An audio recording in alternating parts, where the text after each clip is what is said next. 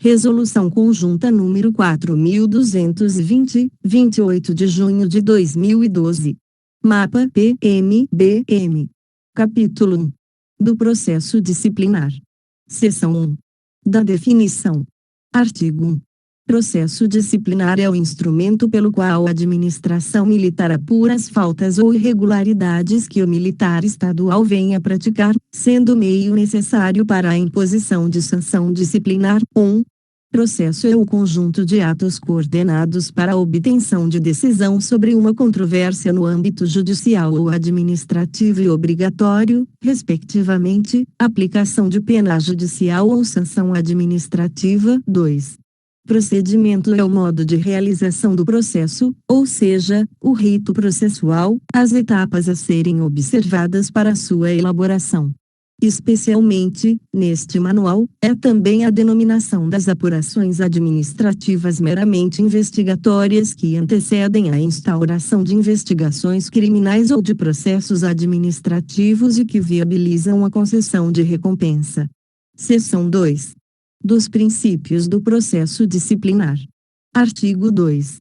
O processo disciplinar apresenta os seguintes princípios norteadores. 1. Legalidade objetiva. O processo disciplinar há que se embasar em uma norma legal, específica, sob pena de invalidade, conforme previsto no inciso 2 do artigo 5 da Constituição da República Federativa do Brasil, CRFB. 2. Oficialidade, ainda que provocado por particular, a movimentação do processo disciplinar cabe à administração. 3. Verdade material, a administração pode valer-se de quaisquer provas, desde que obtidas licitamente, em busca da verdade dos fatos. 4. Informalismo, dispensa forma rígida para o processo disciplinar, salvo se expressamente prevista em norma específica.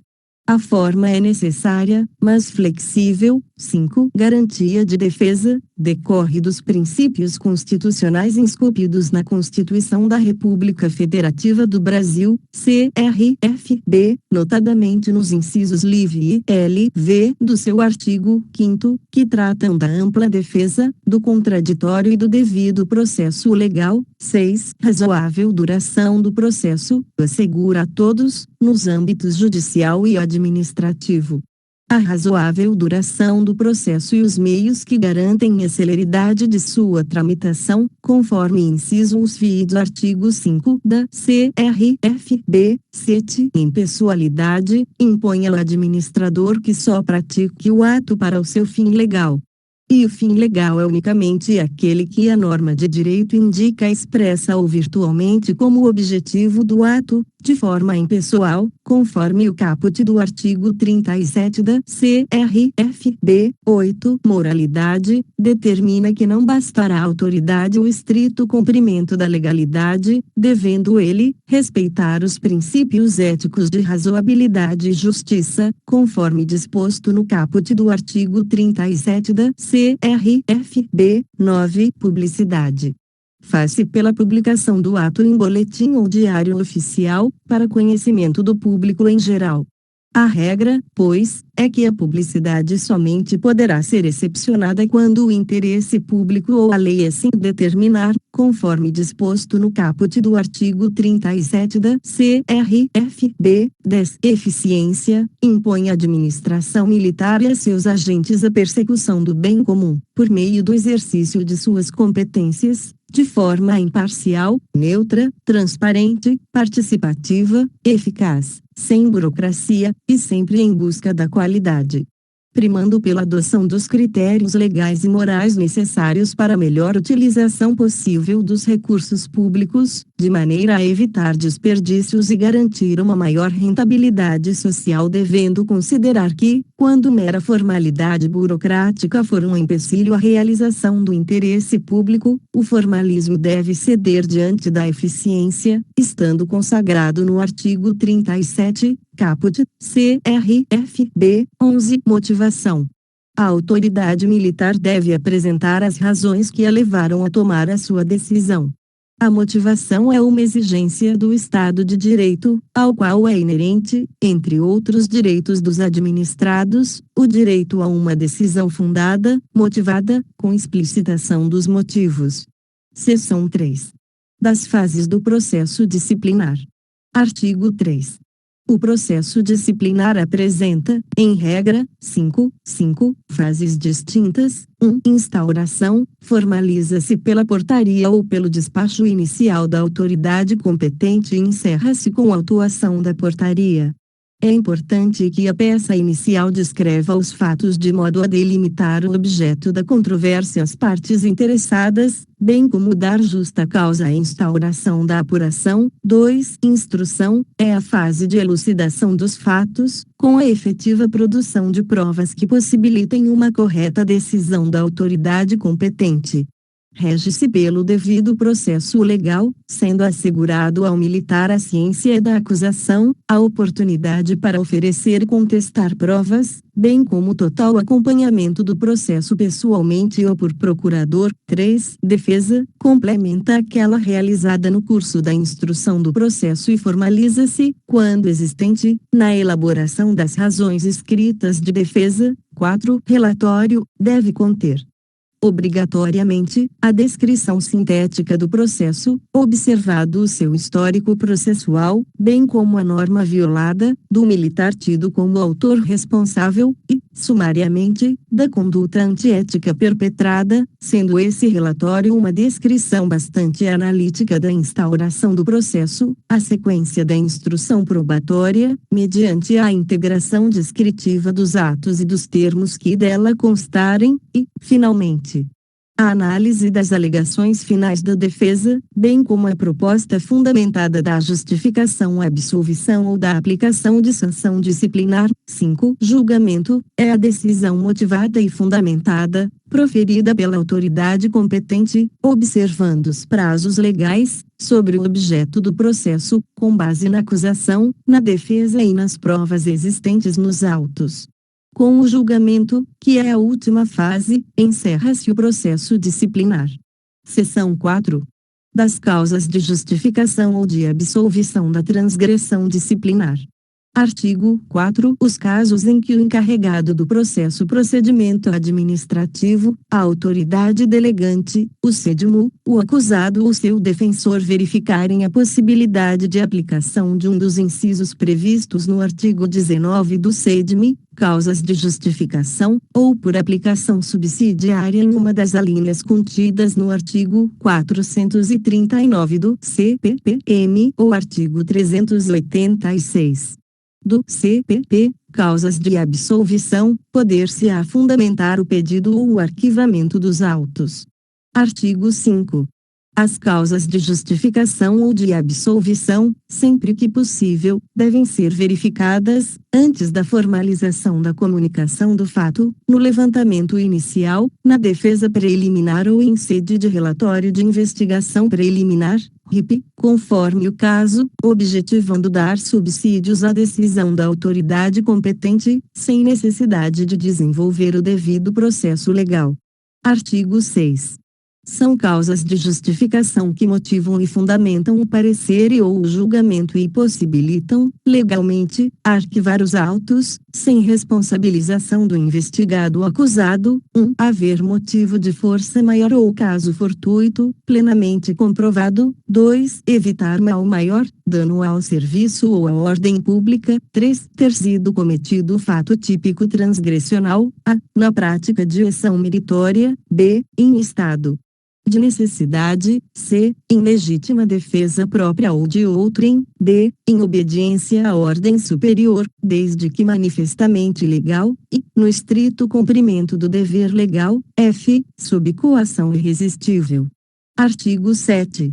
São causas de absolvição que motivam e fundamentam o parecer e ou o julgamento e possibilitam, legalmente, arquivar os autos, sem responsabilização do investigado ou acusado. 1. Estar provada a inexistência do fato ou não haver prova da sua existência. 2. Não constituir o fato transgressão disciplinar. 3. Não existir prova de ter o acusado concorrido para a transgressão disciplinar. 4. Estar provado que o acusado não concorreu para a transgressão disciplinar. 5. Existir circunstância que exclua a ilicitude do fato ou a culpabilidade ou imputabilidade do acusado. 6. Não existir prova suficiente para o enquadramento disciplinar. 7. Estar extinta a punibilidade. Seção 5. Da carga de processos e procedimentos. Artigo 8. Fotocópias de autos completos poderão ser fornecidas, às expensas do requerente, sempre que o interesse for apenas dele. 1. Quando o militar tiver constituído advogado ou lhe for nomeado defensor, os autos deverão ser repassados ao advogado defensor, mediante recibo. 2.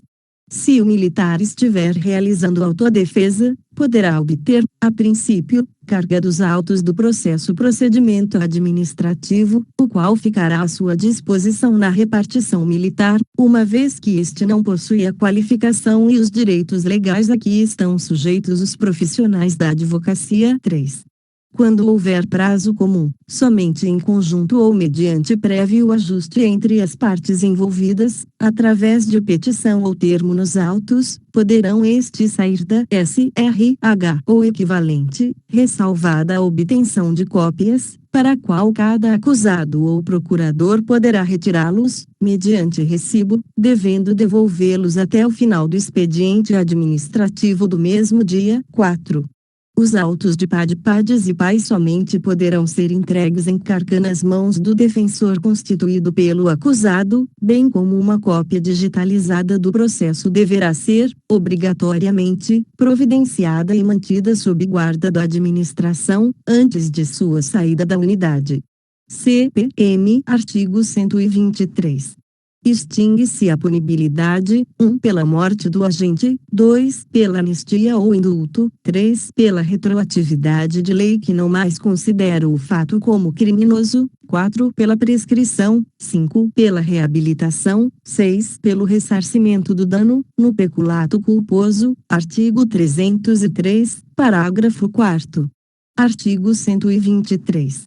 Extingue-se a punibilidade, 1. Pela morte do agente, 2. Pela anistia ou indulto, 3. Pela retroatividade de lei que não mais considera o fato como criminoso, 4. Pela prescrição, 5. Pela reabilitação, 6. Pelo ressarcimento do dano, no peculato culposo. Artigo 303, parágrafo 4º. Artigo 9.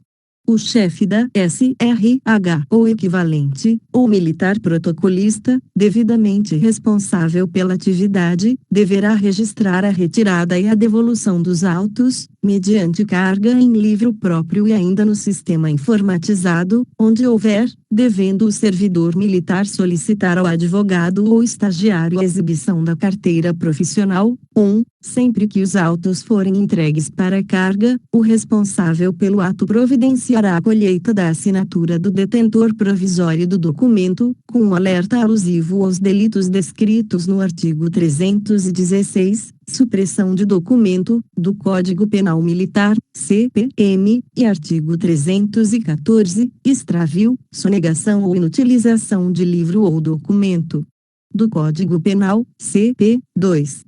Serão sempre anotados o nome, endereço, telefone e o número de inscrição na OAB do advogado ou estagiário ou o nome e número de polícia do militar que retirou o processo. 3. Ao receber os autos em devolução, o responsável pelo ato, antes de dar baixa na carga, deverá proceder à conferência de suas folhas e peças, à vista do interessado. 4. O responsável pelo ato deverá fazer comunicação à autoridade competente, quando for ultrapassado o prazo para devolução dos autos à SRH, secretaria ou cartório e, em se tratando de advogado ou estagiário, a OAB será imediatamente comunicada. Artigo 10. A SRH ou seção equivalente deverá, continuamente, proceder à auditoria voltada ao controle de prazos dos procedimentos que se encontrarem fora da seção, comunicando qualquer irregularidade à autoridade competente para a adoção das medidas cabíveis. Artigo 11. quando existirem no processo documentos originais de difícil restauração ou ocorrerem circunstâncias relevantes que justifiquem a permanência dos autos na SRH, Secretaria ou Cartório, a autoridade competente providenciará sua entrega por meio de fotocópia, devendo ser observado as recomendações contidas no artigo 8 desta resolução. Artigo 12. É proibida a retenção de documentos de identidade ou da carteira de identidade profissional do advogado, estagiário, de militar ou civil, pela administração. Seção 6. Da extração de cópias parciais ou integrais de processos e procedimentos. Artigo 13. Se o militar necessitar de qualquer informação ou certidão, esta lhe será fornecida gratuitamente, obedecendo ao previsto nas alíneas A e B do inciso X do artigo 5 da Constituição Federal. Artigo 14. Em se tratando de transgressões residuais decorrentes de inquérito policial militar, IPM, inquérito policial, IP, auto de prisão em flagrante, APF, ou autos de processo judicial, a administração deverá providenciar fotocópia de inteiro teor ou de parte da documentação, conforme o fato a ser apurado, para subsidiar o processo disciplinar que dela será instaurado. Artigo 15.